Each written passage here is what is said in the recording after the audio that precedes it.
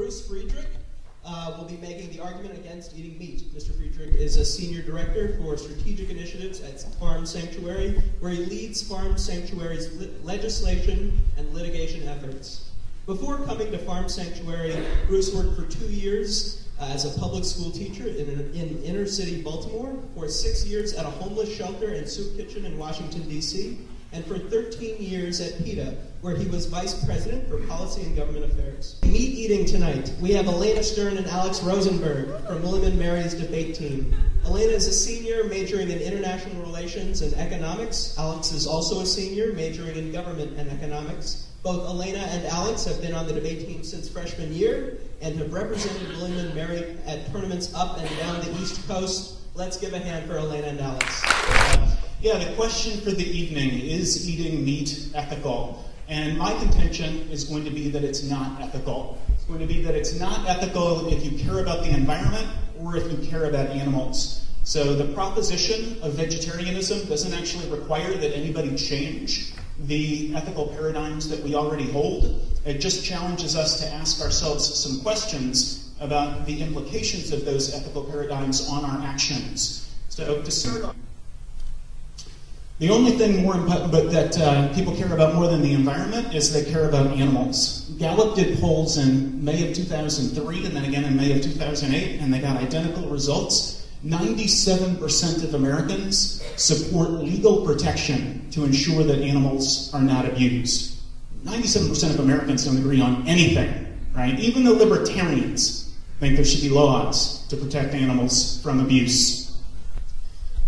So once you start thinking about the basic universality of this belief in environmentalism and this belief in compassion for animals, it really is as easy as applying the adage of Socrates, who said the unexamined life is not worth living, applying that adage to our food choices. So I weigh about 190 pounds. If I do nothing but lay in bed watching Jerry Springer reruns, I'm going to burn like 2,000 calories a day.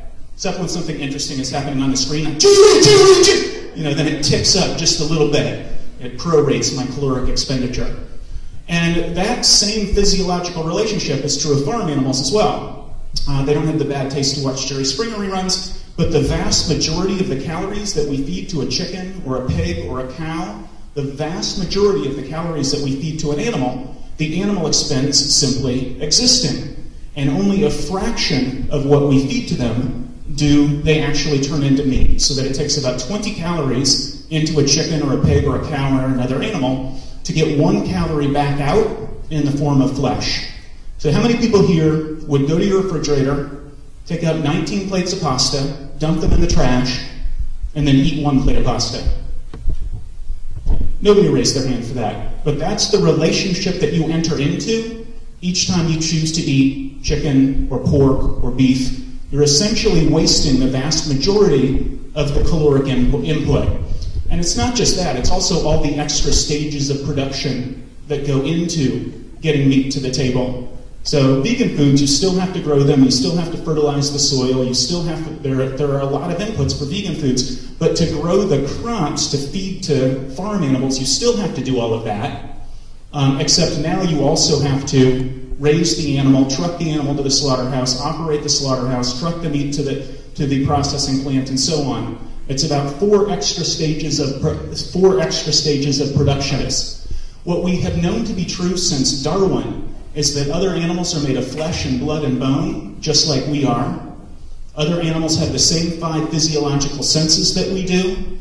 Other animals experience the same range of emotions, and they value their lives. Anybody who shares their life with a dog or a cat knows this to be true. If you care about the environment, if you care about animals, and just about everybody in here raised their hands for both of those, then I hope you'll find with me that eating meat is not ethical. Thank you. And so I think this is the question that you see above you on the slide, do animals have rights? Because when we talk about how it's wrong to murder somebody in our society, we say that's wrong because we have a general intuition that killing somebody else is bad. But the way we codify that intuition in a liberal society is through the conception of rights.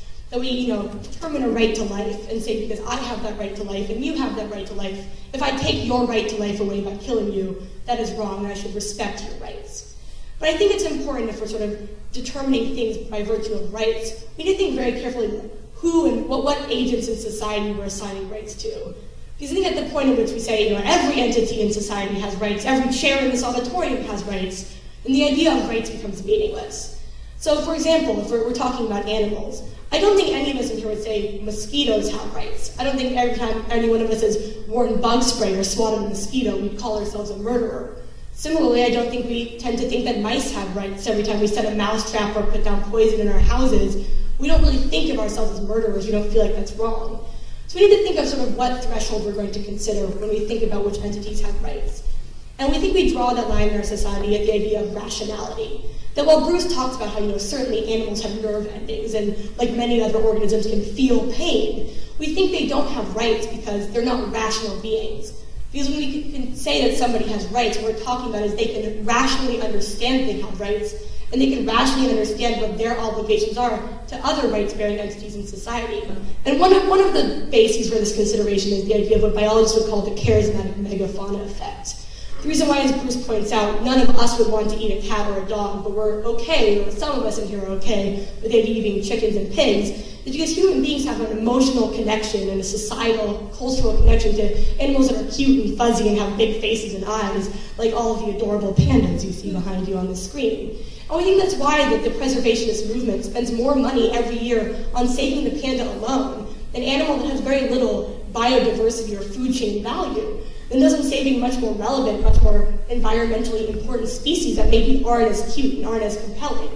And so we think that when we think about why we as a society have such reverence for cats and dogs, our reverence isn't shared universally. Certainly some societies in our world do eat cats and do eat dogs. We think it's because of an emotional, cultural connection, not a rational one. When we move away from a meat diet to an all-vegetable or an all-vegan diet, we have to replace those with something else if we want to have a balanced daily intake of calories. So where are those things going to come from? Maybe the next one. These are going to come from areas where large-scale production agriculture takes people and puts them into incredibly exploitive and abusive situations, like this migrant worker here. The Economist did this article in 2010 and discussed the harms of gathering food in this particular way, where a lot of the stuff on campus and in the supermarket comes from is people that work for very low wages, that are exploited daily. And by increasing your consumption of these foods without being careful about which vegetables you're eating or what kind of soy you're eating, you're going to be increasing the harms to people like this. These pesticides that these people have to work in every day cause them skin and eye irritation, cancerous problems, all sorts of negative nervous system complications that you really need to be aware of, that you're increasing the harms to them when you eat more of these things.